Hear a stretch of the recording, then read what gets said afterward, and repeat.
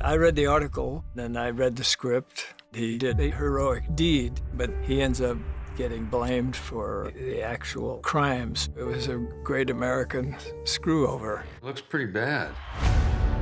I was taken in by the fact that the FBI and the news media were so relentless with very little to go off of. If we don't lead on this story, what are we doing here? Okay, we're running it.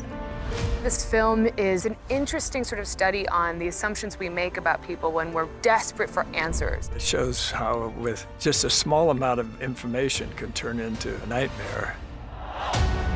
I wanted to do this movie because it was a Clint Eastwood movie. I've always wanted to work with him. I've admired his work for as long as he's had a career. When I heard he's going to do this and he wanted me for this part, I just flipped. The joy of recreating is an actor's dream. You get a great appreciation for what the real person's life was like. Richard Jewell is such a rootable individual. I want to root for him in life and on screen.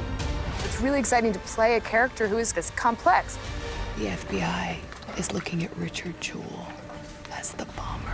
We really had a lot of questions for Clint, kind of like, why did you want to make this movie? What do you think it's telling about American culture in 2019? He said it was a movie he'd want to see. He really felt it was an American tragedy. All these years, I struggled with it myself, but now Clint Eastwood is going to do something about it.